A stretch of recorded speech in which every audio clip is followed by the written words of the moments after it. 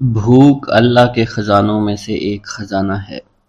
حضرت شیخ ابو محمد فرماتے ہیں، ایک روز میں حضور سیدنا غوث اعظم کی خدمت میں ایسی حالت میں حاضر ہوا کہ فاقہ سے تھا، اور میرے اہل و عیال بھی کئی دنوں سے بھوکے تھے۔ میں نے آپ کی خدمت میں سلام عرض کیا تو آپ نے میری دلی کیفیت کو بھانپتے ہوئے فرمایا، اے جونی، بھوک اللہ تعالیٰ کے خزانوں میں سے ایک خزانہ ہے، اور اللہ عز و جل جس کو دوست رکھتا ہے اس کو فاقہ کی نعمت عطا فرما دیا کرتا ہے۔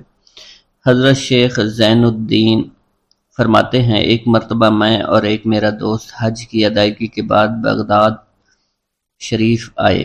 بغداد شریف میں ہم کسی کو جانتے نہیں تھے اور ہمارے پاس صرف ایک قبضہ کمان تھی، جسے فروخت کر کے ہم نے کچھ چاول خریدے اور انہیں پکایا۔ ہم ان چاولوں سے سیر نہ ہو سکے اور نہ ہی ہمیں کوئی لطف محسوس ہوا۔ بعد ازاں ہم حضور سیدنا غوث اعظم کی محفل میں حاضر ہوئے تو آپ کچھ کلام فرما رہے تھے۔ ہمیں دیکھتے ہی آپ نے اپنا کلام قطع کر لیا اور فرمانے لگے، حجاز مقدس سے کچھ مہمان آئے اور ان کے پاس قبضہ کمان کے سوا کچھ نہ تھا، جسے انہوں نے فروخت کر کے چاول خریدے اور انہیں پکا کر کھایا، لیکن نہ ہی وہ سیر ہوئے اور نہ ہی لطف اندوز۔ حضرت شیخ زین الدین ابو الحسن علی بن ابو طاہر ابراہیم انصاری فرماتے ہیں، ہم نے جب حضور سیدنا غوث اعظم کا یہ کلام سنا تو ہم نہایت حیران ہوئے۔ محفل کے اختتام پر آپ نے دسترخوان بچھوایا۔ میں نے آہستگی سے اپنے دوست سے اس کی پسندیدہ چیز کے متعلق پوچھا تو اس نے کہا، حلوہ کھانا چاہتا ہے، اور میرے دل میں اس وقت شہد کی خواہش پیدا ہوئی۔ ابھی یہ سب کچھ ہمارے دلوں میں ہی تھا کہ حضور سیدنا غوث اعظم نے اپنے خادمین کو حکم دیا، جاؤ حلوہ شہد لے آؤ۔ خادمین نے حکم کی، تعمیل کی اور حلوہ اور شہد ہمارے سامنے لا کر رکھ دیا۔ آپ کا اس طرح ہمارے دلوں کی بات پر مطلع ہونے سے ہم حیران رہ گئے۔ حضرت ابو حفص عمر بن صالح بغدادی ایک مرتبہ اپنی اونٹنی کو ہانکتے ہوئے حضور سیدنا غوث اعظم کی خدمت میں حاضر ہوئے۔ عرض کرنے لگے، حضور، میں حج کے لیے بیت اللہ شریف جانا چاہتا ہوں، مگر میری یہ اونٹنی میرا ساتھ دینے کے قابل نہیں ہے، اور فی الحال میرے پاس کوئی دوسری سواری بھی نہیں ہے۔ آپ نے اس اونٹنی کی پشت پر ہاتھ پھیرا۔ اس کے بعد حضرت ابو حفص عمر بن صالح بغدادی نے اس اونٹنی کو ایڑی لگائی تو وہ اونٹنی بیت اللہ شریف تک بھاگتی ہی چلی گئی اور کوئی دوسری سواری اس کے قریب نہیں پہنچ سکی۔ حضرت ابو حامد فرماتے ہیں، میں ایک مرتبہ بغداد شریف میں حضور سیدنا غوث اعظم کی خدمت میں حاضر ہوا اور اپنا مصلی آپ کے نزدیک بچھا کر بیٹھ گیا۔ آپ نے مجھ سے فرمایا، اے حامد، تم عنقریب بادشاہوں کے دسترخوان پر بیٹھو گے۔ چنانچہ جب میں حران واپس پہنچا تو سلطان نور الدین زنگی نے مجھے اپنے پاس رہنے پر مجبور کر دیا اور مجھے اپنا مصاحب خاص مقرر کر دیا اور ناظم اوقاف مقرر فرمایا۔ حضرت شیخ ابو المظفر اسماعیل سے منقول ہے کہ ایک مرتبہ حضرت شیخ الہیتی بیمار ہو گئے۔ حضور سیدنا غوث اعظم ان کی عیادت کے لیے تشریف لائے۔ آپ نے ان کے نزدیک کھجور کے 2 درخت دیکھے جو 4 سال سے خشک تھے اور ان پر پھل نہیں آتا تھا۔ آپ نے ان درختوں کے نیچے بیٹھ کر وضو کیا اور 2 رکعت نماز ادا فرمائی۔ کچھ دن گزرنے کے بعد ان درختوں پر پھل لگ گئے اور وہ دوبارہ سے سرسبز و شاداب ہو گئے۔ جھولی کو میری بھر دو ورنہ کہے گی دنیا، ایسے سخی کا منگتا پھرتا ہے مارا مارا۔ مولانا عبد الرحمن جامی فرماتے ہیں، حضور سیدنا غوث اعظم کا ایک مرید آپ کے ہمراہ مسجد کی جانب جا رہا تھا۔ جمعہ کا دن تھا۔ اس دن کسی بھی شخص نے آپ کو دیکھ کر نہ سلام کیا، نہ ہی کچھ توجہ فرمائی۔ اس مرید کے دل میں خیال آیا کہ پہلے تو آپ جمعہ کی نماز کی ادائیگی کے لیے بڑی مشکل سے لوگوں کے ہجوم میں سے ہوتے ہوئے مسجد کی جانب تشریف لے جایا کرتے تھے، اور آج کوئی شخص بھی آپ کو سلام نہیں کر رہا ہے اور نہ آپ کے نزدیک آ رہا ہے۔ مولانا عبد الرحمن جامی فرماتے ہیں، ابھی یہ خیال اس مرید کے دل میں ہی تھا کہ حضور سیدنا غوث اعظم نے مسکرا کر اس مرید کو دیکھا، پھر لوگوں کا ایک جمع غفیر اکٹھا ہو گیا اور ہر کوئی آپ سے سلام کرنے کا خواہش مند تھا، یہاں تک کہ اس مرید اور آپ کے درمیان ہجوم حائل ہو گیا۔ اس مرید کے دل میں یہ خیال آیا کہ یہ پہلا حال اچھا تھا جب میں اور آپ تنہا تھے۔ مولانا عبد الرحمن جامی فرماتے ہیں، حضور سیدنا غوث اعظم شیخ عبد القادر جیلانی نے ایک مرتبہ پھر اس مرید کی دلی کیفیت کو بھانپتے ہوئے فرمایا، تمہیں معلوم نہیں لوگوں کے دل میری مٹھی میں ہیں، میں انہیں چاہوں تو پھیر دوں، چاہوں تو اپنی جانب متوجہ کر لوں۔ ایک مرتبہ ایک عورت حضور سیدنا غوث اعظم کی خدمت میں بیٹے کو لے کر حاضر ہوئی، عرض کیا میرے اس بیٹے کو آپ سے دلی لگاؤ ہے، آپ اسے اپنی غلامی میں قبول فرما لیں، میں اللہ عز و جل اور آپ کی خاطر اپنے بیٹے پر اپنے حق کو معاف کرتی ہوں۔ آپ نے اس لڑکے کو قبول فرما لیا۔ چند روز بعد وہ عورت اپنے بیٹے سے ملنے کے لیے آئی تو وہ لڑکا آپ کے حکم سے مجاہدات میں مشغول تھا اور بے حد کمزور اور لاغر ہو چکا تھا۔ اس عورت نے جب آپ کو دیکھا تو آپ اس وقت مرغی کا گوشت کھا رہے تھے، آپ کے سامنے ہڈیاں پڑی ہوئی تھی۔ اس عورت نے آپ سے کہا کہ آپ خود تو مرغی کھاتے ہیں جبکہ میرا بیٹا سخت مجاہدات میں مشغول ہے۔ آپ نے اس عورت کی بات سننے کے بعد ہڈیوں کی جانب اشارہ کیا اور حکم دیا، اللہ عز و جل کے حکم سے زندہ ہو جاؤ۔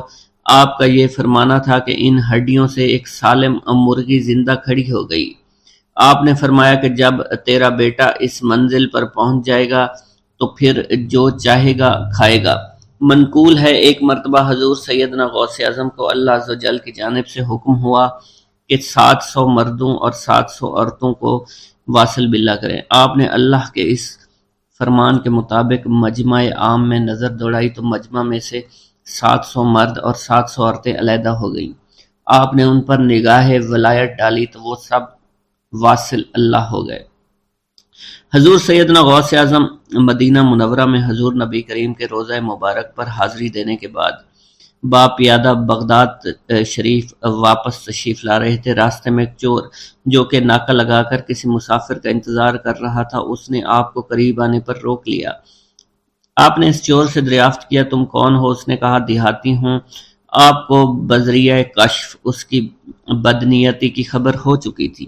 اسی دوران اس چور کے دل میں خیال پیدا ہوا کہ یہ غوث اعظم ہوں گے۔ آپ نے اس کے دل کی بات کو بھانپتے ہوئے فرمایا کہ میں عبد القادر ہوں۔ چور نے جب آپ کی بات سنی فوراً قدموں میں گر پڑا اور معافی کا خواستگار ہوا۔ آپ کو اس کی حالت پر ترس آ گیا۔ آپ نے اللہ عز و جل کے حضور اس کے لیے دعا فرمائی تو ندائے غیبی سنائی دی، اے غوث اس چور کو سیدھے راستہ دکھاتے ہوئے کتب بنا دو۔ آپ نے اس چور کی جانب نگاہ دوڑائی تو آپ کے فیض روحانی سے کتب کے درجے پر وہ فائز ہو گیا۔ حضرت شیخ ابو عباس خضر بن عبداللہ بن یحییٰ حسینی فرماتے ہیں، ایک مرتبہ میں نے خلیفہ ابو المظفر یوسف عباسی کو حضور سیدنا غوث اعظم شیخ عبد القادر جیلانی کی خدمت میں موجود پایا۔ اس نے آپ سے کسی کرامت کو دیکھنے کی درخواست کی اور کہا کہ اس سے میرا دل مطمئن ہو جائے گا۔ حضور سیدنا غوث اعظم حضرت سیدنا شیخ عبد القادر جیلانی نے خلیفہ سے پوچھا کہ تو کیا چاہتا ہے؟ اس نے کہا کہ ایک سیب، اور اس وقت عراق میں سیبوں کا موسم نہ تھا۔ آپ نے اپنے دستے مبارک فضا میں بلند کیا اور دیکھتے ہی دیکھتے آپ کے ہاتھ میں 2 سیب آ گئے۔ آپ نے ایک سیب ابو المظفر کو دیا اور دوسرا خود رکھ لیا۔ ابو المظفر نے جب اپنا سیب چیرا تو اس میں سے کیڑا نکل آیا۔ اس نے جب اپنا سیب چیرا تو یہ اندر سے سفید تھا، اس میں سے کستوری کی خوشبو آ رہی تھی۔ ابو المظفر نے وجہ دریافت کی تو آپ نے فرمایا اس سیب میں سے کیڑا اس وجہ سے نکلا کیونکہ اس سیب کو ظالم کا ہاتھ لگا ہوا تھا۔ حضرت شیخ ابو محمد سے مروی ہے، ایک مرتبہ میں حضور سیدنا غوث اعظم کی خدمت میں بغداد شریف حاضر ہوا۔ کچھ دنوں تک آپ کے ہاں قیام پذیر رہا اور روحانی فیوز و برکات سے مالا مال ہوا۔ بعد ازاں جب میں واپس اپنے ملک مصر روانہ ہونا لگا تو آپ نے مجھ سے فرمایا کہ کبھی کسی سے کوئی چیز مت مانگنا۔ پھر آپ نے اپنی انگشت شہادت میرے منہ میں ڈالی اور فرمایا کہ اسے اچھی طرح چوسو۔ چنانچہ میں نے آپ کے فرمان کے مطابق ایسا ہی کیا۔ جب میں آپ سے اجازت لینے کے بعد واپس اپنے ملک مصر روانہ ہوا تو بغداد شریف سے مصر تک کی طویل مسافت کے دوران مجھے کچھ بھوک محسوس نہیں ہوئی، اور میں جوں جوں آگے بڑھتا رہا اپنے جسم میں توانائی کو پہلے سے زیادہ پاتا۔ بسم اللہ الرحمن الرحیم۔ منقول ہے کہ حضور سیدنا غوث اعظم کے زمانہ میں ایک مقرب کی ولایت سلب کر لی گئی۔ سب چھوٹے بڑے اس کو حقارت کی نگاہ سے دیکھنے لگے۔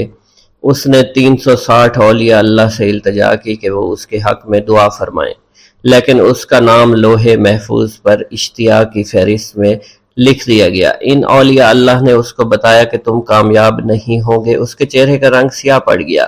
اس شخص نے حضور سیدنا غوث اعظم شیخ عبد القادر جیلانی کی خدمت میں حاضر ہو کر دعا کی درخواست کی۔ آپ نے فرمایا تم اللہ عز و جل کی بارگاہ میں مردود ہو گئے ہو، مگر میں تمہیں اللہ کے اذن میں مقبول بنا سکتا ہوں۔ پھر حضور سیدنا غوث اعظم نے اس کے لیے بارگاہ الہی میں دعا فرمائی تو غیب سے ندا آئی، کیا تمہیں معلوم ہے کہ تم سے پہلے بھی 360 اولیاء اللہ اس کے لیے سفارش کر چکے ہیں، لیکن اس کا نام لوح محفوظ پر اشتیاق کی فہرست میں لکھا جا چکا ہے۔ یا الہی تو مردود کو مقبول، مقبول کو مردود بنانے پر قادر ہے۔ اگر تیری منشا یہی ہے تو نے اس کو مقبول بنانے کے لیے مجھ سے دعا کیوں کروائی؟ غیبی ندائی، اے عبد القادر، اسے میں نے تمہارے سپرد کیا، تم اسے جو چاہے بنا دو۔ چنانچہ آپ کی دعا سے وہ پھر سے بارگاہ الہی میں مقبول ہو گیا۔ حضرت شیخ ابو صالح سے منقول ہے، حضرت شیخ ابو مدین مغربی نے مجھے حضور سیدنا غوث اعظم شیخ عبد القادر جیلانی کی خدمت میں بغداد فقر کی تعلیم کے لیے بھیجا۔ آپ نے مجھے 20 دن تک اپنے خلوت خانہ کے دروازہ پر بٹھائے رکھا، اور 20 روز گزرنے کے بعد مجھے قبلہ رو ہونے کا حکم دیا گیا۔ جب میں قبلہ رو ہو گیا آپ نے فرمایا اے ابو صالح اس طرف دیکھو۔ چنانچہ میں نے اس جانب دیکھا تو آپ نے فرمایا کیا دیکھ رہے ہو؟ میں نے عرض کیا بیت اللہ شریف میری نگاہوں کے سامنے ہے۔ آپ نے مجھے حکم دیا کہ اب مغرب کی سمت دیکھو۔ میں نے اپنا چہرہ مغرب کی جانب کیا تو آپ نے فرمایا کہ اب کیا دیکھ رہے ہو؟ میں نے عرض کیا کہ میں اپنے مرشد پاک حضرت ابو مدین کو دیکھ رہا ہوں۔ ایک مرتبہ سنان نامی عیسائی پادری نے حضور سیدنا غوث اعظم کی محفل میں حاضر ہو کر سلام عرض کیا۔ حاضرین کھڑے ہو کر بیان دیا کہ میں یمن کا رہنے والا ہوں، میں نے ارادہ کیا کہ میں اسلام قبول کروں گا۔ اسی دوران میرے دل میں خیال پیدا ہوا میں اس دور کی سب سے بہترین شخصیت کے دست مبارک پر کلمہ پڑھوں۔ اسی سوچ کے دوران مجھے نیند آ گئی۔ خواب میں مجھے حضور سیدنا عیسیٰ کی زیارت نصیب ہوئی۔ آپ علیہ السلام نے مجھ سے ارشاد فرمایا بغداد چلے جاؤ، شیخ عبد القادر کے دست حق پر اسلام قبول کرو، کیونکہ اس وقت وہ روئے زمین پر تمام لوگوں میں افضل اور اعلیٰ ہیں۔ حضرت شیخ عمر الحکیمانی سے منقول ہے، ایک مرتبہ حضور سیدنا غوث اعظم کی خدمت میں 13 لوگ دائرہ اسلام میں داخل ہونے کے لیے حاضر ہوئے۔ ان لوگوں نے بیان کیا کہ ہم عرب کے عیسائی ہیں اور ہم نے کلمہ پڑھنے کا ارادہ کر لیا ہے۔ ابھی یہ سوچ ہی رہے تھے کہ کس مرد کامل کے دست حق پر کلمہ پڑھیں گے۔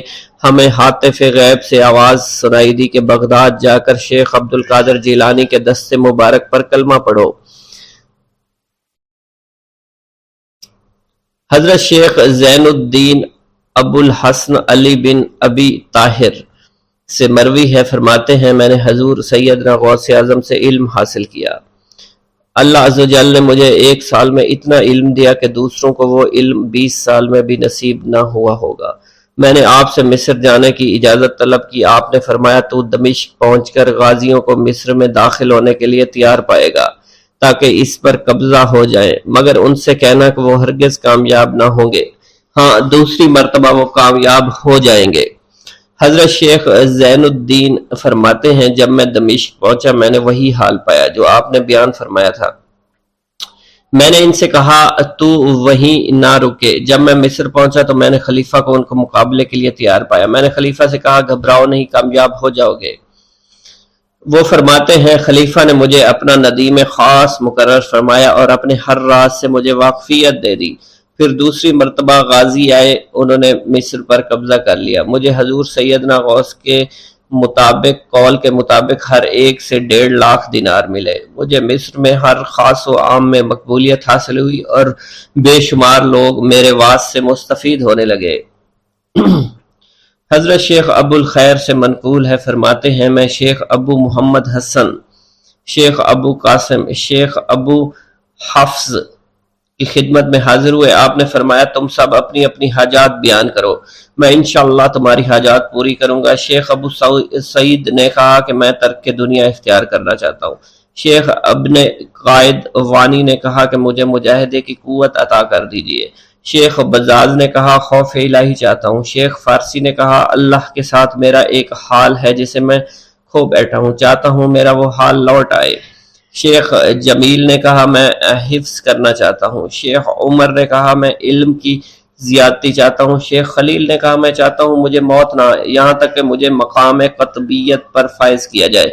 شیخ ابو البرکات نے کہا کہ میں محبت الہی میں استغراق چاہتا ہوں۔ شیخ ابو عبداللہ نے کہا کہ میں نائب وزیر بننا چاہتا ہوں۔ شیخ ابو مفتوح نے کہا کہ میں خلیفہ کے گھر کا استاد بننا چاہتا ہوں۔ حضرت شیخ ابو الخیر فرماتے ہیں حضور سیدنا غوث اعظم نے فرمایا انشاءاللہ تم سب کی حاجات جلد پوری ہوں گی۔ چنانچہ آپ کا قول پورا ہوا اور تمام لوگوں کی حاجات پوری ہوئی ماں سوائے شیخ خلیل کے، کیونکہ حضرت شیخ خلیل نے قطبیت مانگی تھی جس کا وقت ابھی نہیں آیا تھا۔ حضرت ابو اسعد عبداللہ سے مروی ہے کہ میری کنواری بیٹی فاطمہ گھر کی چھت پر چڑھی تو اسے کوئی چیز اٹھا کر لے گئی۔ اس وقت میری بیٹی کی عمر 16 برس تھی۔ میں حضور سیدنا غوث اعظم شیخ عبد القادر جیلانی کی خدمت میں حاضر ہوا اور سارا ماجرا ان کے گوش گزار کر دیا۔ آپ نے فرمایا تم آج رات کو کرخ کے ویرانے میں جاؤ اور تل خمس 5واں ٹیلا کے پاس جا کر بیٹھ جاؤ اور اپنے ارد گرد دائرہ کھینچ لو۔ دائرہ کھینچتے وقت بسم اللہ علی نیت عبد القادر کے الفاظ پڑھنا۔ جب رات بڑھے گی جنوں کے گروہ مختلف شکلوں میں تیرے نزدیک سے گزریں گے، تم انہیں دیکھ کر خوف زدہ مت ہونا۔ جب صبح ہو جائے گی تو جنوں کا بادشاہ جماعت کے ہمراہ گزرے گا، وہ تجھ سے تیری حاجت پوچھے گا، تو اسے بتانا عبد القادر نے بھیجا ہے اور میری حاجت یہ ہے۔ ابو سعید فرماتے ہیں میں نے حکم کی تعمیل کی، آپ کے فرمان کے مطابق ڈراؤنی شکلوں والے لوگ گزرے مگر دائرہ کے نزدیک کوئی نہ آ سکا، یہاں تک کہ صبح جنوں کا بادشاہ گھوڑے پر سوار ہو کر آیا۔ اس کے ساتھ ایک کثیر جماعت بھی تھی۔ اس نے مجھ سے کہا میری حاجت پوچھی۔ میں نے اسے حضور سیدنا غوث اعظم کا پیغام پہنچاتے ہوئے کہا اور اپنی حاجت بیان کی۔ میری بات سن کر وہ بادشاہ گھوڑے سے اترا، زمین کو بوسہ دیتے ہوئے دائرہ کے کنارے بیٹھ گیا۔ بادشاہ کے بیٹھتے ہوئی جماعت بھی بیٹھ گئی۔ پھر بادشاہ نے اپنی جماعت کے کچھ لوگوں کو حکم دیا جاؤ جس نے یہ کام کیا ہے اسے میرے پاس لے کر آؤ۔ چنانچہ وہ لوگ ایک سرکش جن کو پکڑ لائے جس کے ساتھ میری بیٹی بھی تھی۔ جنوں کے بادشاہ سے کہا گیا کہ یہ ملک چین کے سرکش جنوں میں سے ہے۔ بادشاہ نے اس جن کو مخاطب کرتے ہوئے کہا کہ تمہیں قطب وقت کے قدموں کے نیچے سے لڑکی اٹھانے کی جرت کیوں کر پیش ہوئی؟ اس سرکش جن نے کہا کہ میں اس لڑکی پر عاشق ہو گیا تھا۔ بادشاہ جن نے اس سرکش جن کو سر قلم کرنے کا حکم دیا اور میری بیٹی مجھے واپس لوٹا دی۔ میں نے بادشاہ جن سے کہا کہ تم نے حضور سیدنا غوث اعظم کا حکم بجا لانے میں کوئی کسر نہ چھوڑی۔ بادشاہ جن نے کہا کہ وہ گھر بیٹھے ہم جیسے سرکشوں کو دیکھ لیتے ہیں، خواہ کتنی ہی دور کیوں نہ بیٹھے ہوں۔ جب اللہ عز و جل کوئی کتب مقرر کرتا ہے تو اسے جن و انس پر قدرت عطا فرما دیتا ہے۔ تفریح الخاطر میں منقول ہے حضور سیدنا غوث اعظم کے وصال کے بعد ایک شخص جو کہ عرصہ دراز سے مرشد کامل کی تلاش میں تھا اور وہ آپ کا شورا سننے کے بعد آپ کی خدمت میں بغداد شریف پہنچا۔ جب اس شخص کو معلوم ہوا کہ آپ وصال فرما گئے ہیں تو وہ آپ کی قبر مبارک پر حاضر ہوا اور آداب زیارت بجا لایا۔ آپ اپنی قبر مبارک سے باہر تشریف لائے، اس کا ہاتھ پکڑ کر اسے سلسلہ عالیہ قادریہ میں بیعت فرما دیا اور اس کی جانب خصوصی توجہ فرمائی۔ حضرت ابو بکر ارکیمی فرماتے ہیں میں ابتدائی عمر میں شتر بانی کا کام کیا کرتا تھا۔ ایک مرتبہ مجھے ایک شخص کے ساتھ حج کرنے کا اتفاق ہوا۔ اس شخص کو یہ خطرہ لاحق ہوا کہ وہ عنقریب مر جائے گا۔ اس نے مجھے ایک چادر اور 10 دینار دیے اور فرمایا یہ میری امانت تم بغداد شریف واپس جا کر حضور سیدنا غوث اعظم شیخ عبد القادر جیلانی رحمۃ اللہ علیہ کی خدمت میں پیش کر دینا۔ حضرت ابو بکر الکیمی فرماتے ہیں کہ میں اس وصیت کے کچھ دنوں بعد اس شخص کا انتقال ہو گیا۔ میں جب بغداد شریف تشریف لایا تو لالچ میں پھنس گیا، میرے دل میں خیال آیا ان چیزوں کے متعلق کسی کو کچھ علم نہیں ہے، چنانچہ میں نے وہ چادر اور 10 دینار اپنے پاس رکھ لیے۔ ایک دن میں بازار سے گزر رہا تھا، میری ملاقات حضور سیدنا غوث اعظم سے ہوئی۔ میں نے آپ کو سلام کیا، آپ نے میرا ہاتھ پکڑ کر فرمایا تم نے 10 دیناروں کے لیے بھی اللہ کا خوف نہیں کیا، میری امانت اپنے پاس رکھ لی اور میرے پاس اپنی آمد و رفت بھی ختم کر لی۔ حضرت ابو بکر ارکیمی فرماتے ہیں کہ حضور سیدنا غوث اعظم کی بات سن کر مجھ پر غشی طاری ہو گئی، اور جب مجھے ہوش آیا میں نے وہ چادر اور 10 دینار لا کر آپ کی خدمت میں پیش کیے اور معافی کا خواستگار ہوا۔ واللہ عالم۔ بغداد میں رہتے ہوئے بیت اللہ شریف کی زیارت۔ حضرت شیخ ابو صالح سے منقول ہے، حضرت شیخ ابو مدین مغربی نے مجھے حضور سیدنا غوث اعظم کی خدمت میں بغداد فقر کی تعلیم کے لیے بھیجا۔ آپ نے مجھے 20 دن تک اپنے خلوت خانہ کے دروازے پر بٹھائے رکھا اور 20 روز گزرنے کے بعد مجھے قبلہ رو ہونے کا حکم دیا۔ جب میں قبلہ رو ہو گیا آپ نے فرمایا اے ابو صالح اس طرف دیکھو۔ چنانچہ جب میں نے اس جانب دیکھا آپ نے فرمایا کیا دیکھ رہے ہو؟ میں نے عرض کیا بیت اللہ شریف میری نظروں کے سامنے ہے۔ آپ نے مجھے حکم دیا کہ اب مغرب کی سمت دیکھو۔ میں نے اپنا چہرہ مغرب کی جانب کیا تو آپ نے دریافت فرمایا کیا دیکھ رہے ہو؟ میں نے عرض کیا میں اپنے مرشد پاک حضرت ابو مدین کو دیکھ رہا ہوں۔ ایک مرتبہ سنان نامی عیسائی پادری نے غوث اعظم کی محفل میں حاضر ہو کر سلام عرض کیا اور حاضرین میں کھڑے ہو کر بیان دیا کہ میں یمن کا رہنے والا ہوں۔ میں نے ارادہ کیا میں اسلام قبول کروں۔ اسی دوران میرے دل پہ یہ خیال پیدا ہوا کہ میں اس دور کی سب سے بڑی شخصیت کے دست مبارک پر کلمہ پڑھوں۔ اس سوچ کے دوران مجھے نیند آ گئی۔ خواب میں مجھے حضرت سیدنا عیسیٰ علیہ السلام کی زیارت نصیب ہوئی۔ آپ نے مجھ سے ارشاد فرمایا کہ تم بغداد شریف چلے جاؤ اور شیخ عبد القادر جیلانی کے دست حق پر اسلام قبول کرو، کیونکہ اس وقت وہ روئے زمین پر تمام لوگوں میں افضل و اعلیٰ ہیں۔ حضرت شیخ عمر الکیمانی رحمۃ اللہ علیہ سے منقول ہے ایک مرتبہ حضرت سیدنا غوث اعظم کی خدمت میں 13 لوگ دائرہ اسلام میں داخل ہونے کے لیے حاضر ہوئے۔ ان لوگوں نے بیان کیا کہ ہم عرب کے عیسائی ہیں، ہم نے کلمہ پڑھنے کا ارادہ کیا، ابھی سوچ رہے تھے کہ کسی مرد کامل کے دست حق پر کلمہ پڑھیں، ہمیں ہاتف غیب سے آواز سنائی دی کہ بغداد جا کر شیخ عبد القادر جیلانی کے دست مبارک پر کلمہ پڑھو۔ حضرت ابو الحسن علی سے منقول ہے، فرماتے ہیں ایک مرتبہ ایک جماعت کثیر کے ہمراہ حضرت سیدنا غوث اعظم کی زیارت باسعادت کے لیے روانہ ہوا۔ اسی دوران بے شمار لوگ میرے پاس آتے رہے، اپنی مشکلات کے حل کے لیے مجھ سے کہتے رہے میں حضور سیدنا غوث اعظم سے ان کی سفارش کروں گا۔ حضرت ابو الحسن علی بن ملاعب القواس فرماتے ہیں رستے میں ایک بد اخلاق لڑکا بھی ہمارے قافلے میں شامل ہو گیا۔ مجھے اس کا علم تھا کہ یہ اکثر و بیشتر ناپاک رہتا ہے اور بول و براز کے بعد استنجا بھی نہیں کرتا۔ حسن اتفاق کے حضور سیدنا غوث اعظم سے بھی رستہ میں ملاقات ہو گئی۔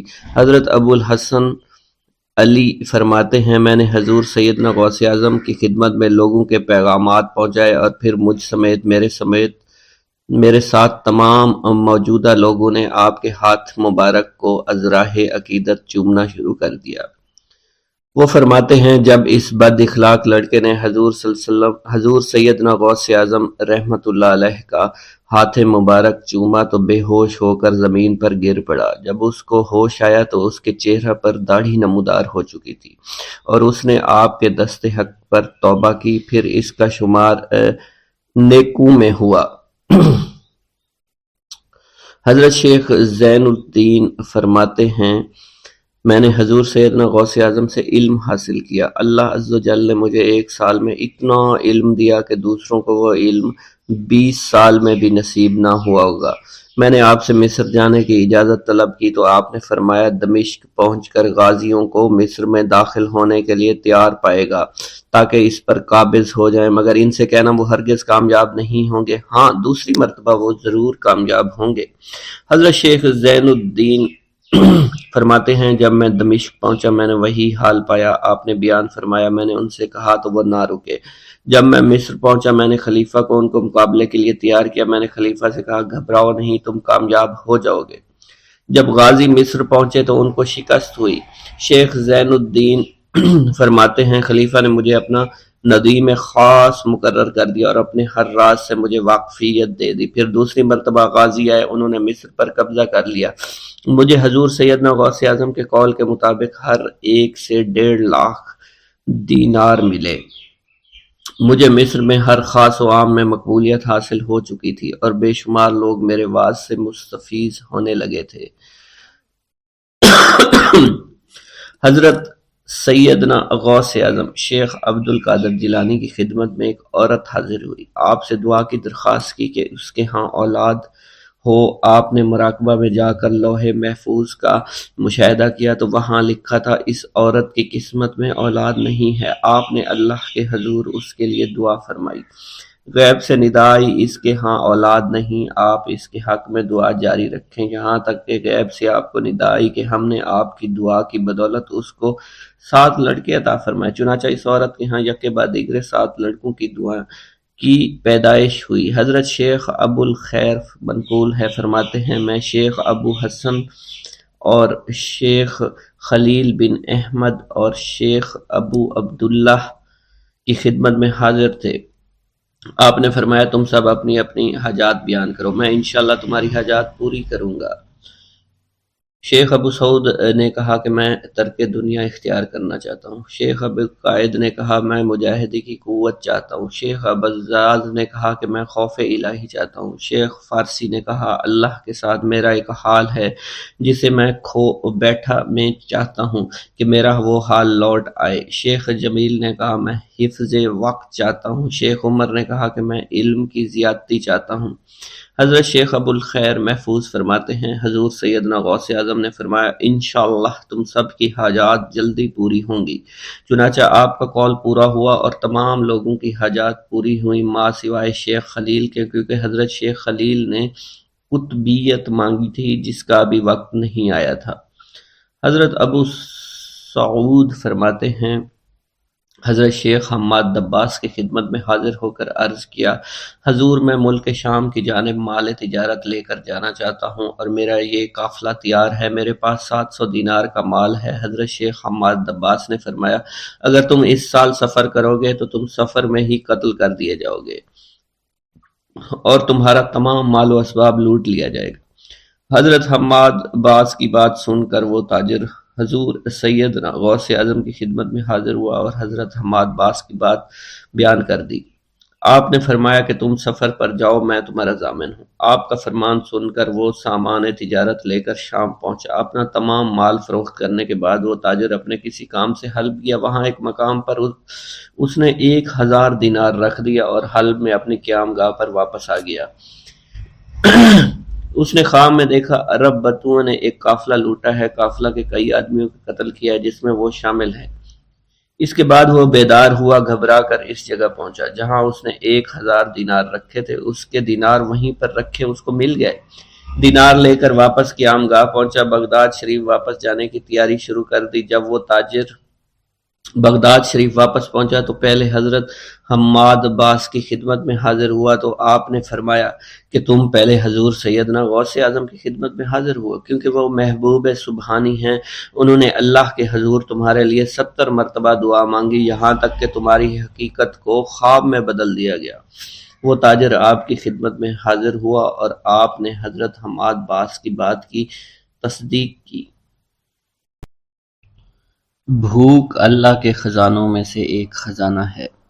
حضرت شیخ ابو محمد فرماتے ہیں ایک روز میں حضور سیدنا غوث اعظم کی خدمت میں ایسی حالت میں حاضر ہوا کہ فاقہ سے تھا اور میرے اہل و عیال بھی کئی دنوں سے بھوکے تھے۔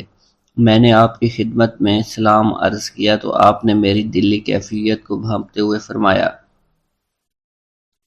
اے جونی، بھوک اللہ تعالیٰ کے خزانوں میں سے ایک خزانہ ہے، اور اللہ عز و جل جس کو دوست رکھتا ہے اس کو فاقہ کی نعمت عطا فرما دیا کرتا ہے۔ حضرت شیخ زین الدین فرماتے ہیں، ایک مرتبہ میں اور ایک میرا دوست حج کی ادائیگی کے بعد بغداد شریف آئے۔ بغداد شریف میں ہم کسی کو جانتے نہیں تھے اور ہمارے پاس صرف ایک قبضہ کمان تھی جسے فروخت کر کے ہم نے کچھ چاول خریدے اور انہیں پکایا۔ ہم ان چاولوں سے سیر نہ ہو سکے اور نہ ہی ہمیں کوئی لطف محسوس ہوا۔ بعد ازاں ہم حضور سیدنا غوث اعظم کی محفل میں حاضر ہوئے تو آپ کچھ کلام فرما رہے تھے۔ ہمیں دیکھتے ہی آپ نے اپنا کلام قطع کر لیا اور فرمانے لگے، حجاز مقدس سے کچھ مہمان آئے اور ان کے پاس قبضہ کمان کے سوا کچھ نہ تھا جسے انہوں نے فروخت کر کے چاول خریدے اور انہیں پکا کر کھایا، لیکن نہ ہی وہ سیر ہوئے اور نہ ہی لطف اندوز۔ حضرت شیخ زین الدین ابو الحسن علی بن ابو طاہر ابراہیم انصاری فرماتے ہیں، ہم نے جب حضور سیدنا غوث اعظم کا یہ کلام سنا تو ہم نہایت حیران ہوئے۔ محفل کے اختتام پر آپ نے دسترخوان بچھوایا۔ میں نے آہستگی سے اپنے دوست سے اس کی پسندیدہ چیز کے متعلق پوچھا تو اس نے کہا، حلوہ کھانا چاہتا ہے، اور میرے دل میں اس وقت شہد کی خواہش پیدا ہوئی۔ ابھی یہ سب کچھ ہمارے دلوں میں ہی تھا کہ حضور سیدنا غوث اعظم نے اپنے خادمین کو حکم دیا، جاؤ حلوہ شہد لے آؤ۔ خادمین نے حکم کی، تعمیل کی اور حلوہ اور شہد ہمارے سامنے لا کر رکھ دیا۔ آپ کا اس طرح ہمارے دلوں کی بات پر مطلع ہونے سے ہم حیران رہ گئے۔ حضرت ابو حفص عمر بن صالح بغدادی ایک مرتبہ اپنی اونٹنی کو ہانکتے ہوئے حضور سیدنا غوث اعظم کی خدمت میں حاضر ہوئے۔ عرض کرنے لگے، حضور، میں حج کے لیے بیت اللہ شریف جانا چاہتا ہوں، مگر میری یہ اونٹنی میرا ساتھ دینے کے قابل نہیں ہے اور فی الحال میرے پاس کوئی دوسری سواری بھی نہیں ہے۔ آپ نے اس اونٹنی کی پشت پر ہاتھ پھیرا۔ اس کے بعد حضرت ابو حفص عمر بن صالح بغدادی نے اس اونٹنی کو ایڑی لگائی تو وہ اونٹنی بیت اللہ شریف تک بھاگتی ہی چلی گئی اور کوئی دوسری سواری اس کے قریب نہیں پہنچ سکی۔ حضرت ابو حامد فرماتے ہیں، میں ایک مرتبہ بغداد شریف میں حضور سیدنا غوث اعظم کی خدمت میں حاضر ہوا اور اپنا مصلی آپ کے نزدیک بچھا کر بیٹھ گیا۔ آپ نے مجھ سے فرمایا، اے حامد، تم عنقریب بادشاہوں کے دسترخوان پر بیٹھو گے۔ چنانچہ جب میں حران واپس پہنچا تو سلطان نور الدین زنگی نے مجھے اپنے پاس رہنے پر مجبور کر دیا اور مجھے اپنا مصاحب خاص مقرر کر دیا اور ناظم اوقاف مقرر فرمایا۔ حضرت شیخ ابو المظفر اسماعیل سے منقول ہے کہ ایک مرتبہ حضرت شیخ الہیتی بیمار ہو گئے۔ حضور سیدنا غوث اعظم ان کی عیادت کے لیے تشریف لائے۔ آپ نے ان کے نزدیک کھجور کے 2 درخت دیکھے جو 4 سال سے خشک تھے اور ان پر پھل نہیں آتا تھا۔ آپ نے ان درختوں کے نیچے بیٹھ کر وضو کیا اور 2 رکعت نماز ادا فرمائی۔ کچھ دن گزرنے کے بعد ان درختوں پر پھل لگ گئے اور وہ دوبارہ سے سرسبز و شاداب ہو گئے۔ جھولی کو میری بھر دو ورنہ کہے گی دنیا، ایسے سخی کا منگتا پھرتا ہے مارا مارا۔ مولانا عبد الرحمن جامی فرماتے ہیں، حضور سیدنا غوث اعظم کا ایک مرید آپ کے ہمراہ مسجد کی جانب جا رہا تھا۔ جمعہ کا دن تھا۔ اس دن کسی بھی شخص نے آپ کو دیکھ کر نہ سلام کیا نہ ہی کچھ توجہ فرمائی۔ اس مرید کے دل میں خیال آیا کہ پہلے تو آپ جمعہ کی نماز کی ادائیگی کے لیے بڑی مشکل سے لوگوں کے ہجوم میں سے ہوتے ہوئے مسجد کی جانب تشریف لے جایا کرتے تھے، اور آج کوئی شخص بھی آپ کو سلام نہیں کر رہا ہے اور نہ آپ کے نزدیک آ رہا ہے۔ مولانا عبد الرحمن جامی فرماتے ہیں، ابھی یہ خیال اس مرید کے دل میں ہی تھا کہ حضور سیدنا غوث اعظم نے مسکرا کر اس مرید کو دیکھا، پھر لوگوں کا ایک جمع غفیر اکٹھا ہو گیا اور ہر کوئی آپ سے سلام کرنے کا خواہش مند تھا، یہاں تک کہ اس مرید اور آپ کے درمیان ہجوم حائل ہو گیا۔ اس مرید کے دل میں یہ خیال آیا کہ یہ پہلا حال اچھا تھا جب میں اور آپ تنہا تھے، مولانا عبد الرحمن جامی فرماتے ہیں حضور سیدنا غوث اعظم شیخ عبد القادر جیلانی نے ایک مرتبہ پھر اس مرید کی دلی کیفیت کو بھانپتے ہوئے فرمایا، تمہیں معلوم نہیں لوگوں کے دل میری مٹھی میں ہیں، میں انہیں چاہوں تو پھیر دوں، چاہوں تو اپنی جانب متوجہ کر لوں۔ ایک مرتبہ ایک عورت حضور سیدنا غوث اعظم کی خدمت میں بیٹے کو لے کر حاضر ہوئی، عرض کیا میرے اس بیٹے کو آپ سے دلی لگاؤ ہے، آپ اسے اپنی غلامی میں قبول فرما لیں، میں اللہ عز و جل اور آپ کی خاطر اپنے بیٹے پر اپنے حق کو معاف کرتی ہوں۔ آپ نے اس لڑکے کو قبول فرما لیا۔ چند روز بعد وہ عورت اپنے بیٹے سے ملنے کے لیے آئی تو وہ لڑکا آپ کے حکم سے مجاہدات میں مشغول تھا اور بے حد کمزور اور لاغر ہو چکا تھا۔ اس عورت نے جب آپ کو دیکھا تو آپ اس وقت مرغی کا گوشت کھا رہے تھے، آپ کے سامنے ہڈیاں پڑی ہوئی تھی۔ اس عورت نے آپ سے کہا کہ آپ خود تو مرغی کھاتے ہیں جبکہ میرا بیٹا سخت مجاہدات میں مشغول ہے۔ آپ نے اس عورت کی بات سننے کے بعد ہڈیوں کی جانب اشارہ کیا اور حکم دیا، اللہ عز و جل کے حکم سے زندہ ہو جاؤ۔ آپ کا یہ فرمانا تھا کہ ان ہڈیوں سے ایک سالم مرغی زندہ کھڑی ہو گئی۔ آپ نے فرمایا کہ جب تیرا بیٹا اس منزل پر پہنچ جائے گا تو پھر جو چاہے گا کھائے گا۔ منقول ہے ایک مرتبہ حضور سیدنا غوث اعظم کو اللہ عز و جل کی جانب سے حکم ہوا کہ 700 مردوں اور 700 عورتوں کو واصل باللہ کریں۔ آپ نے اللہ کے اس فرمان کے مطابق مجمع عام میں نظر دوڑائی تو مجمع میں سے 700 مرد اور 700 عورتیں علیحدہ ہو گئیں۔ آپ نے ان پر نگاہ ولایت ڈالی تو وہ سب واصل اللہ ہو گئے۔ حضور سیدنا غوث اعظم مدینہ منورہ میں حضور نبی کریم کے روضہ مبارک پر حاضری دینے کے بعد باپیادہ بغداد شریف واپس تشریف لا رہے تھے۔ راستے میں ایک چور جو کہ ناکہ لگا کر کسی مسافر کا انتظار کر رہا تھا، اس نے آپ کو قریب آنے پر روک لیا۔ آپ نے اس چور سے دریافت کیا تم کون ہو؟ اس نے کہا دیہاتی ہوں۔ آپ کو بذریعہ کشف اس کی بدنیتی کی خبر ہو چکی تھی۔ اسی دوران اس چور کے دل میں خیال پیدا ہوا کہ یہ غوث اعظم ہوں گے۔ آپ نے اس کے دل کی بات کو بھانپتے ہوئے فرمایا کہ میں عبد القادر ہوں۔ چور نے جب آپ کی بات سنی فوراً قدموں میں گر پڑا اور معافی کا خواستگار ہوا۔ آپ کو اس کی حالت پر ترس آ گیا۔ آپ نے اللہ عز و جل کے حضور اس کے لیے دعا فرمائی تو ندائے غیبی سنائی دی، اے غوث اس چور کو سیدھے راستہ دکھاتے ہوئے قطب بنا دو۔ آپ نے اس چور کی جانب نگاہ دوڑائی تو آپ کے فیض روحانی سے قطب کے درجے پر وہ فائز ہو گیا۔ حضرت شیخ ابو عباس خضر بن عبداللہ بن جایہ حسینی فرماتے ہیں ایک مرتبہ میں نے خلیفہ ابو المظفر یوسف عباسی کو حضور سیدنا غوث اعظم شیخ عبد القادر جیلانی کی خدمت میں موجود پایا۔ اس نے آپ سے کسی کرامت کو دیکھنے کی درخواست کی اور کہا کہ اس سے میرا دل مطمئن ہو جائے گا۔ حضور سیدنا غوث اعظم حضرت سیدنا شیخ عبد القادر جیلانی نے خلیفہ سے پوچھا کہ تو کیا چاہتا ہے؟ اس نے کہا کہ ایک سیب، اور اس وقت عراق میں سیبوں کا موسم نہ تھا۔ آپ نے اپنے دستے مبارک فضا میں بلند کیا اور دیکھتے ہی دیکھتے آپ کے ہاتھ میں 2 سیب آ گئے۔ آپ نے ایک سیب ابو المظفر کو دیا اور دوسرا خود رکھ لیا۔ ابو المظفر نے جب اپنا سیب چیرا تو اس میں سے کیڑا نکل آیا۔ اس نے جب اپنا سیب چیرا تو یہ اندر سے سفید تھا، اس میں سے کستوری کی خوشبو آ رہی تھی۔ ابو المظفر نے وجہ دریافت کی تو آپ نے فرمایا اس سیب میں سے کیڑا اس وجہ سے نکلا کیونکہ اس سیب کو ظالم کا ہاتھ لگا ہوا تھا۔ حضرت شیخ ابو محمد سے مروی ہے ایک مرتبہ میں حضور سیدنا غوث اعظم کی خدمت میں بغداد شریف حاضر ہوا۔ کچھ دنوں تک آپ کے ہاں قیام پذیر رہا اور روحانی فیوز و برکات سے مالا مال ہوا۔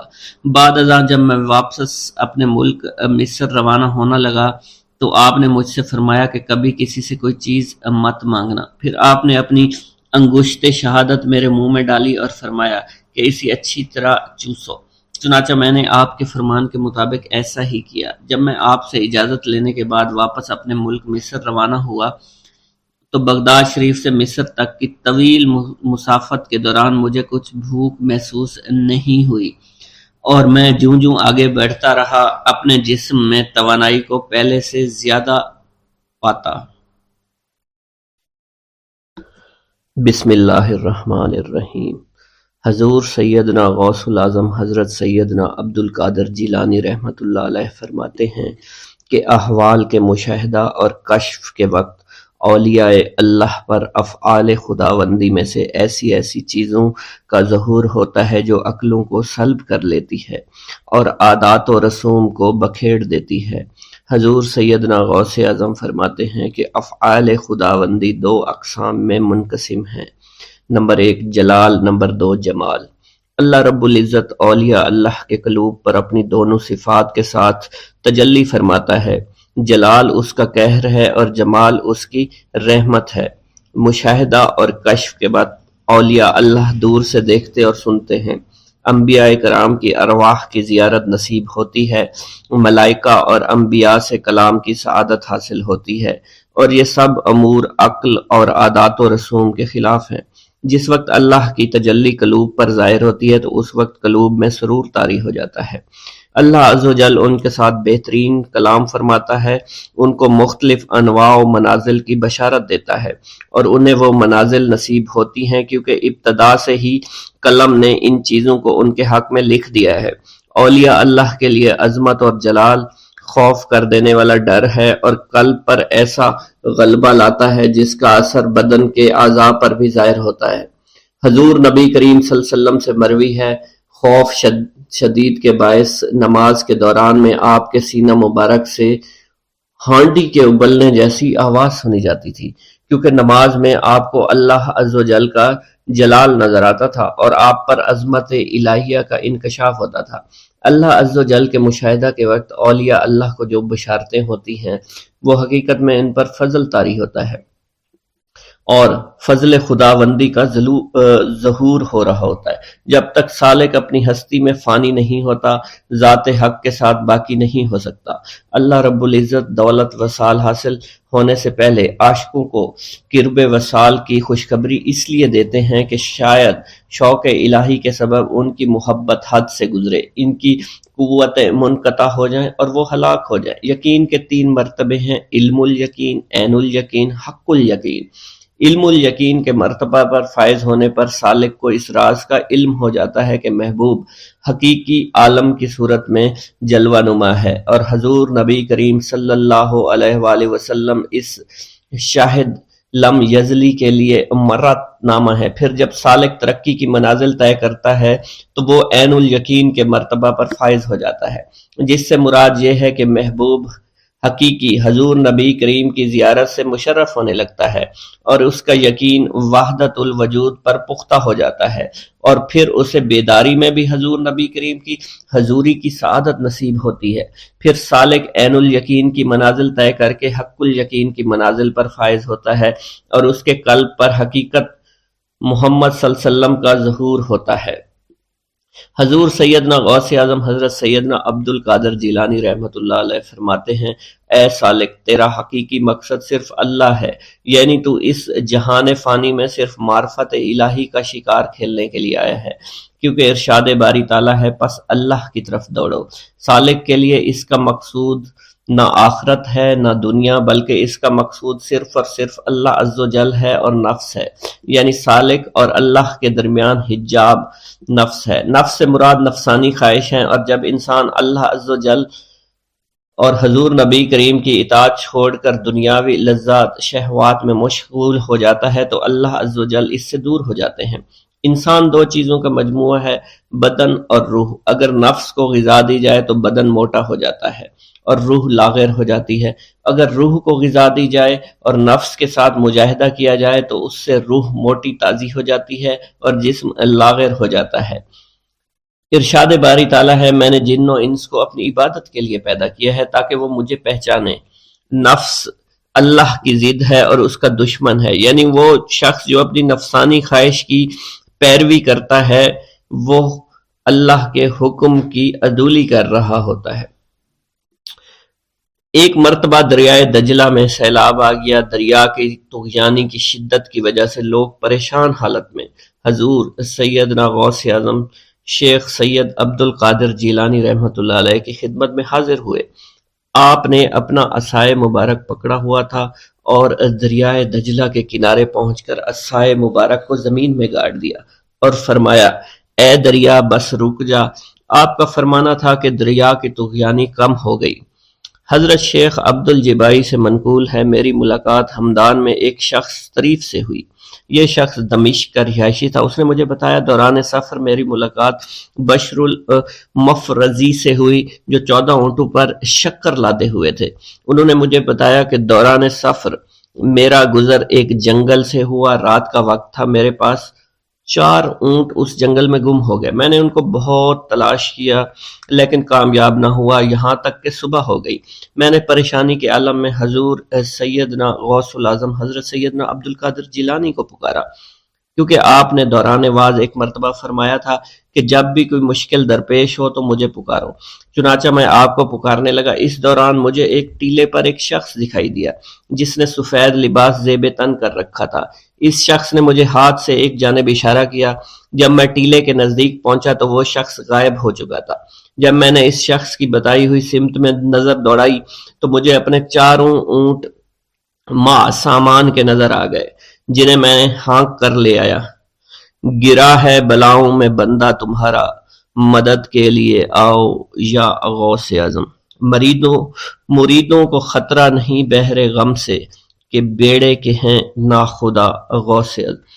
حضور سیدنا غوث اعظم شیخ عبد القادر جیلانی کی ایک عورت مرید تھی جس پر ایک فاسق بدبخت عاشق ہو گیا۔ ایک دن وہ عورت رفع حاجت کے لیے نزدیک پہاڑ کے غار میں گئی تو اس فاسق بدبخت کو خبر ہو گئی۔ اس بدبخت نے غار میں جا کر عورت کو پکڑ لیا اور عزت لوٹنے کی کوشش کرنے لگا۔ اس عورت نے بآواز بلند شیخ عبد القادر جیلانی کو مدد کے لیے پکارا۔ آپ اس وقت مدرسہ میں وضو فرما رہے تھے۔ آپ نے اپنی کھڑاؤں کو اس غار کی سمت میں پھینکا، وہ کھڑائیں اس فاسق کے سر پر لگنا شروع ہو گئیں جس سے وہ بدبخت ہلاک ہو گیا۔ وہ عورت آپ کی کھڑائیں لے کر آپ کی خدمت میں حاضر ہوئی اور حاضرین محفل کے سامنے سارا ماجرا بیان کر دیا۔ بسم اللہ الرحمن الرحیم۔ حضور سیدنا غوث اعظم کی پرورش نہایت ہی بابرکت ماحول میں ہوئی۔ آپ نے ابتدا میں گوشہ نشینی اختیار کی اور خود کو دنیاوی غلاظتوں سے پاک رکھا۔ آپ نے 51 برس کی عمر میں شادی کی۔ جب آپ سے اس کے بارے میں دریافت کیا گیا تو آپ نے فرمایا، جب مجھے حضور نبی کریم صلی اللہ علیہ وسلم نے نکاح کی اجازت دی تو میں نے نکاح کر لیا۔ حضور سیدنا غوث اعظم رحمۃ اللہ علیہ نے اپنی ذات کو اللہ عز و جل کی خوشنودی کے لیے وقف کر رکھا تھا۔ آپ کی راتیں جاگ کر گزرتی تھی اور ساری رات آپ مراقبہ اور مشاہدہ میں گم رہتے تھے۔ آپ کی عادت مبارکہ تھی کہ آپ سجدہ کو دراز کرتے تھے اور بیٹھ کر مراقبہ فرماتے تھے۔ اسی دوران آپ کا جسم مبارک نورانی شعاؤں کے زیر اثر ہوتا تھا اور کئی مرتبہ آپ ان نورانی شعاؤں میں غائب ہو جایا کرتے تھے۔ حضور شیخ ابو عبداللہ بن حسنین بن ابی فضل فرماتے ہیں کہ سیدنا غوث اعظم کے بعض دہقانی مریدین ہر سال آپ کے لیے گیہوں بوتے تھے اور جائز طریقہ سے اسے پالتے تھے۔ پھر آپ کے بعض مریدین اسے پیستے، آپ کے لیے ہر روز 4 یا 5 روٹیاں پکاتے اور شام کو آپ کے پاس روٹیاں لے کر آتے تھے۔ آپ حاضرین میں ایک ایک ٹکڑا تقسیم کر دیتے اور جو بچ جاتا وہ اپنے لیے رکھ لیتے تھے۔ حضرت شیخ خضر حسینی سے منقول ہے کہ حضور سیدنا غوث اعظم نے ایک شکستہ دل فقیر کو دیکھا۔ آپ نے اس سے اس کی کیفیت کے متعلق دریافت کیا تو اس نے کہا کہ میں آج دریا کے کنارے گیا اور ملاح سے کہا کہ وہ مجھے دریا کے پار لے جائے۔ اس نے انکار کر دیا۔ میں اپنے اس افلاس کے سبب پریشان اور شکستہ دل ہوں۔ ابھی اس فقیر کا کلام جاری تھا کہ ایک شخص آپ کی خدمت میں حاضر ہوا اور 30 دینار آپ کی خدمت میں پیش کر دیے۔ آپ نے وہ دینار اس فقیر کو دے دیے اور فرمایا کہ اس ملاح سے کہنا کہ کسی فقیر کا سوال رد مت کیا کرے۔ حضرت شیخ معمر کا بیان ہے کہ میں نے حضور سیدنا غوث اعظم سے زیادہ کسی کو درگزر فرمانے والا نہیں دیکھا۔ آپ کی عطا کا یہ عالم تھا کہ ایک محفل میں 400 لوگوں کو ولایت کے مقام اعلیٰ تک پہنچا دیا کرتے تھے۔ بھوکوں کو کھانا کھلانا اور بیواؤں کی حاجت روائی کرنا آپ کا معمول تھا۔ جب کسی بیمار کے متعلق سنتے فوراً اس کی عیادت کے لیے تشریف لے جایا کرتے۔ فقراء کو آپ کے در سے بغیر سوال کیے عطا ہو جایا کرتا۔ حضور سیدنا غوث اعظم نے فرمایا کہ مخلوق سے کنارہ کشی سے قبل علم حاصل کرو، کیونکہ جو شخص علم کے بغیر عبادت کرتا ہے وہ اصلاح سے زیادہ فساد میں مبتلا ہو جاتا ہے۔ تمہیں چاہیے کہ شمع شریعت اپنے ہمراہ لے کر علم کی روشنی میں عمل کرو، پھر اللہ تعالیٰ تمہیں علم لدنی کا وارث بنا دے گا جس سے تم ناواقف ہو۔ تمہیں چاہیے کہ تمام اسباب و ذرائع سے تعلق منقطع کر کے رشتہ داروں اور احباب سے جدائی اختیار کر لو، تاکہ تم اپنے زہد کی وجہ سے اپنے قوت باطنی اور اپنے حسن ادب کا مشاہدہ کر سکو۔ خدا کے علاوہ تمام عالم اسباب سے اس خوف سے منقطع ہو جاؤ تاکہ تمہاری شمع معرفت نہ بجھ جائے، اور جب تم 40 دن ایک چلہ اپنے رب کے لیے مخصوص کر دو گے تو تمہارے قلب سے حکمت کے چشمے جاری ہو جایا کریں گے اور تم معرفت الہی کی تپش کا مشاہدہ کرنے لگو گے، جس کو حضرت موسیٰ علیہ السلام نے اپنے شجر قلب پر محسوس کیا تھا۔ اس کیفیت کے بعد تم اپنے نفس و خواہش، اپنے شیطان، اپنی طبیعت اور اپنے وجود سے کہو گے کہ ٹھہر جا، میں نے اس آگ کا مشاہدہ کر لیا ہے جو قلب موسیٰ علیہ السلام سے روشن ہوئی تھی۔ اس کے بعد تمہارے قلب میں باطن سے یہ آواز آنے لگی کہ میں ہی تمہارا رب ہوں، میری ہی عبادت کرو، میرے غیر کی اطاعت سے گریزاں ہو جاؤ، میرے سوا کسی سے تعلق مت رکھو، میری معرفت حاصل کر کے میرے غیر کو فراموش کر دو، غیر سے اعراض کر کے صرف میرے علم، میرے قرب، میرے ملک اور میری سلطنت کی جانب متوجہ رہو۔ جب تمہیں بقائے الہی حاصل ہو جائے تو تمہاری زبان پر اللہ تعالیٰ کا نام جاری ہو جائے گا اور تمہارے حجابات رفع ہو کر قلب سے کدورت زائل ہو جائے گی اور نفس کو مکمل سکون حاصل ہوگا۔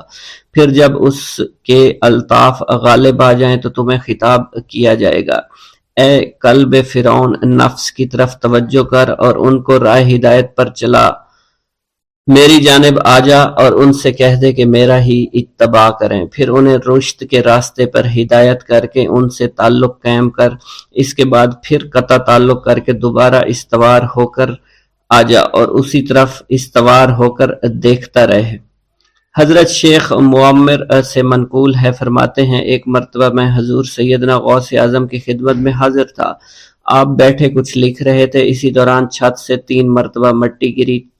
چوتھی مرتبہ ایسا ہوا تو آپ نے جلال میں آ کر اس جگہ دیکھا جہاں سے مٹی گر رہی تھی۔ اسی دوران ایک چوہا اس جگہ سے نیچے گرا اور مر گیا اور یہ چوہا ہی وہاں سے مٹی کو کھود رہا تھا۔ حضرت شیخ عمر بن مسعود فرماتے ہیں حضور سیدنا غوث اعظم فرما رہے تھے، اسی دوران ایک چڑیا نے آپ کی قمیص پر بیٹ کر دی۔ آپ نے جلالی نظروں سے چڑیا کو دیکھا، چڑیا اسی وقت نیچے گری مر گئی۔ آپ نے وضو سے فارغ ہونے کے بعد قمیص کے اس حصے کو دھویا، پھر اپنی قمیص مبارک اتار کر مجھے دی اور فرمایا اس کو فروخت کر کے اس کی رقم کو خیرات کر دو، یہ اسی کا بدلہ ہے۔ منقول ہے حضور سیدنا غوث اعظم کے زمانہ میں ایک بہت ہی گناہگار شخص تھا، لیکن اس کے دل میں آپ سے بے پناہ محبت تھی۔ جب اس کے مرنے کے بعد اس کو دفن کیا گیا تو قبر میں منکر نکیر نے سوالات کیے، تو اس نے ہر سوال کے جواب میں شیخ عبد القادر کہا۔ منکر نکیر نے اللہ کی بارگاہ میں اس کے جواب کو پیش کیا تو حکم ہوا، اگرچہ یہ بندہ فاسقوں میں سے ہے لیکن یہ میرے محبوب جو کہ صادقین میں سے ہیں ان سے محبت رکھتا ہے۔ السلام علیکم۔ حضرت شیخ عبد القادر جیلانی رحمۃ اللہ علیہ کے خاندانی حالات۔ آپ کے نانا سید عبداللہ سومئی رحمۃ اللہ علیہ جیلان کے مشہور مشائخ اور روسا میں سے تھے۔ بڑے زاہد، متقی، مجاب الدعوات، قائم اللیل، صائم النہار، صابر، شاکر، منکسر المزاج اور صاحب کرامت ولی تھے۔ ضعیف و نحیف اور بڑی عمر کے ہونے کے باوجود کثیر النوافل اور دائم الذکر تھے۔ عجم کے مشہور مشائخ سے بھی فیوض و برکات حاصل کیے ہوئے تھے۔ آپ کی کرامات مشہور اور زبان و زد خلائق عام تھی۔ چنانچہ شیخ ابو عبداللہ محمد مخزومی کا بیان ہے کہ ایک دفعہ ہمارے بعض احباب تجارت کا مال لے کر ایک قافلہ کے ساتھ سمرقند کی طرف گئے۔ جب وہاں ایک صحرا میں پہنچے تو بہت سے مسلح سواروں نے انہیں آ گھیرا۔ حیرانی استجاب کے عالم میں انہوں نے بآواز بلند شیخ عبداللہ موسعی کو پکارا۔ مان پکارتے ہی کیا دیکھتے ہیں، شیخ عبداللہ ان کے درمیان کھڑے فرما رہے ہیں، یعنی ہمارا پروردگار پاک اور بے عیب ہے، اے سوارو ہم سے دور ہو جاؤ۔ اس کا سننا تھا کہ گھوڑ سوار اپنے سواروں کو پہاڑوں کی چوٹیوں، جنگلوں، بیابانوں کی طرف لے کر بھاگے اور پھر واپس کبھی نہ آئے۔ وہ سب ان کی دست اور غارت گری سے بالکل محفوظ رہے اور مامون رہے۔ اس کے بعد انہوں نے شیخ صاحب کی جستجو کی مگر کہیں نظر نہ آئے اور نہ ہی پتہ لگا کہ کدھر تشریف لے گئے۔ جب یہ لوگ جیلان واپس آئے تو انہوں نے لوگوں سے یہ ماجرا کہہ کر سنایا۔ لوگوں نے کہا واللہ شیخ تو اس وقت جہاں موجود تھے۔ الغرض اس قسم کی ہزار ہا کرامتیں آپ کی مشہور ہیں۔ آپ کی پھوپھی کا نام سیدہ عائشہ کنیت ام محمد تھی، بڑی پارسا اور نیک بخت اور صالحہ تھی۔ ایک دفعہ جیلان میں بارش نہ ہونے کی وجہ سے سخت قحط سالی واقع ہو گئی۔ لوگوں نے ہر چند دعائیں مانگی، نماز استخسار پڑھی مگر بارش بالکل بھی نہ ہوئی۔ آخر تنگ آ کر لوگوں نے آپ کی پھوپھی صاحبہ سے دعائے استسقاء کی درخواست کی۔ یہ سن کر آپ صحن میں گئیں اور زمین کو جھاڑو دیا، پھر بارگاہ ایزدی میں یوں عرض کرنے لگی، اے مولا جھاڑو تو میں نے دے دیا ہے، چھڑکاؤ تو کر دے۔ یہ کہنا ہی تھا کہ آسمان سے موسلا دھار بارش برسنا شروع ہو گئی۔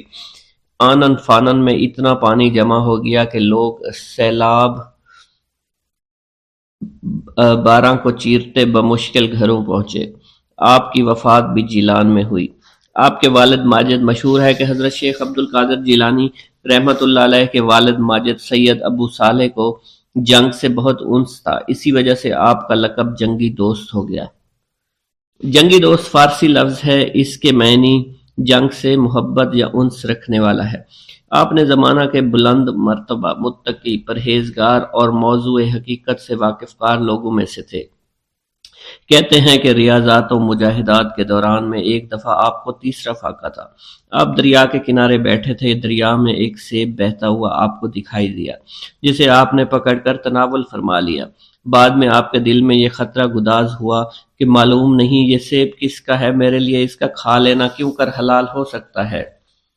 یہ خیال پیدا ہوتے ہی آپ اپنی قصور معاف کروانے کے لیے مالک سیب کی جستجو میں دریا کے کنارے کنارے چلے۔ کئی روز متواتر سفر کرنے کے بعد آپ کو آب رواں کے قریب نہایت عظیم الشان عمارت ملی، جس میں ایک بہت وسیع باغ تھا۔ اس باغ میں سیب کا ایک بہت بڑا درخت بھی نظر آیا، جس کی شاخیں میوہ سے لدی ہوئی تھی، سطح آپ پر پھیلی ہوئی تھی۔ ان شاخوں سے پختہ سیب ٹوٹ ٹوٹ کر پانی میں گر رہے تھے۔ آپ کو یقین ہو گیا جو سیب آپ نے تناول فرمایا تھا وہ اسی درخت کا ہے۔ چنانچہ آپ نے مالک باغ کے متعلق دریافت کیا۔ تحقیقات کے بعد معلوم ہوا کہ اس باغ و محل کے مالک حضرت سید عبداللہ سومئی رحمۃ اللہ علیہ ہیں۔ آپ ان کی خدمت میں حاضر ہوئے اور سارا ماجرا عرض کر کے معافی کی درخواست کی۔ حضرت عبداللہ تاڑ گئے کہ یہ شخص بندگان خدا میں سے ہے، فرمایا 12 برس ہماری خدمت میں رہو تب وہ معاف ہوگا۔ آپ نے بصر و چشم منظور فرما لیا۔ 12 سال کی مدت ختم ہوئی تو حضرت عبداللہ سومئی نے فرمایا کہ ایک خدمت اور ہے، اسے بھی انجام دے دو، تب سے معاف کروں گا۔ وہ یہ کہ میری ایک لڑکی ہے جس میں 4 عیب ہیں، آنکھوں سے ادھی ہے، کانوں سے بہری ہے، ہاتھوں سے لولی ہے اور پاؤں سے لنگڑی ہے۔ اس عاجزہ کا نکاح قبول کرو، بعد نکاح 2 سال ہماری خدمت میں اور رہو تاکہ اس نکاح کا نتیجہ ایک فرزند کی صورت میں اپنی آنکھوں سے دیکھ سکوں۔ اس کے بعد جہاں جی چاہے جب جی چاہے چلے جانا۔ آپ نے اسے بھی قبول فرما لیا۔ جب نکاح کے بعد صاحبزادی کا سامنا ہوا، کیا دیکھتے ہیں اس کے تمام اعضاء صحیح و سالم ہیں۔ اس کے حسن و جمال کے آگے 14ویں رات کا چاند شرماتا ہوگا۔ اس حلیے کو عجیب پا کر تمام شب اس سے کنارہ کشی اختیار کی۔ دوسرے دن صبح کو حضرت عبداللہ سومی رحمۃ اللہ علیہ نے فراست سے سارا حال دریافت فرما کر ابو صالح سے کہا، میں نے اپنی لڑکی کی جو صفات تم سے بیان کی تھی وہ سب من و عن صحیح ہیں۔ نااہرم کے لیے اس کی آنکھیں اندھی ہیں، غیر حق بات کہنے کے لیے اس کے کان بہرے ہیں، مس سے نامحرم کے لیے اس کے ہاتھ لولے ہیں، اور تمہارے حکم کے خلاف قدم اٹھانے کے لیے اس کے پاؤں لگڑے ہیں۔ اس توجیہ کا سن کر ابو صالح کے قلب میں اپنی بیوی کی بڑی قدر و منزلت ہوئی اور دونوں ہنسی خوشی رہنے لگے۔ حضرت ابو صالح ابتدا سے لے کر اوسط عمر تک بالکل لاولد رہے۔ آخری عمر میں آ کر اولاد پیدا ہوئی۔ آپ کی والدہ ماجدہ کنیت ام الخیر، لقب ام الجبار اور نام فاطمہ تھا، سید عبداللہ سومی کی دختر تھی۔ 60 سال کی عمر میں حضرت شیخ عبد القادر جیلانی رحمۃ اللہ علیہ کے بطن سے تولد ہوئے۔ ایک مرید عورت کا واقعہ منقول ہے، حضور سیدنا غوث اعظم کی ایک عورت مرید تھی جس پر ایک فاسق بدبخت عاشق ہو گیا۔ ایک دن وہ عورت رفع حاجت کے لیے نزدیکی پہاڑیوں کی ایک غار میں گئی تو اس فاسق بدبخت کو اس کی خبر ہو گئی۔ اس بدبخت نے اس غار میں جا کر اس عورت کو پکڑ لیا اور اس کی عزت لوٹنے کی کوشش کرنے لگا۔ اس عورت نے بآواز بلند آپ کو مدد کے لیے پکارا۔ آپ اس وقت اپنے مدرسہ میں وضو فرما رہے تھے۔ آپ نے اپنی کھڑاؤں کو اس غار کی سمت میں پھینکا، وہ کھڑائیں اس فاسق کے سر پر لگنا شروع ہو گئیں جس سے وہ بدبخت ہلاک ہو گیا۔ وہ عورت آپ کے کھڑائیں لے کر آپ کی خدمت میں حاضر ہوئی اور حاضرین محفل کے سامنے سارا ماجرا بیان کر دیا۔ ایک مرتبہ دریائے دجلہ میں سیلاب آ گیا۔ دریا کی طغیانی کی شدت کی وجہ سے لوگ پریشانی کے عالم میں حضور سیدنا غوث اعظم کی خدمت میں حاضر ہوئے۔ آپ نے اپنا عصا مبارک پکڑا اور دریائے دجلہ کے کنارے پہنچ کر عصا مبارک کو زمین میں گاڑ دیا اور فرمایا، اے دریا بس رک جا۔ حضور سیدنا غوث اعظم شیخ عبد القادر جیلانی کا فرمانا تھا کہ دریا کی طغیانی کم ہونا شروع ہو گئی۔ جلوہ دکھا دیجئے، کلمہ پڑھا دیجئے، وقت رحلت آ گیا بغداد والے مرشد۔ حضور سیدنا غوث اعظم کی عمر مبارک 91 برس ہو چکی تھی۔ آپ نے اپنے گھر والوں کو اپنے وصال کی خبر دی تو سب کی آنکھوں سے آنسو جاری ہو گئے۔ آپ اب باقاعدہ علیل رہنے لگے تھے۔ آپ کی ذات بابرکات کا فیضان جس سے ایک عالم سیراب ہوا کرتا تھا اس کے جانے کا وقت آ چکا تھا۔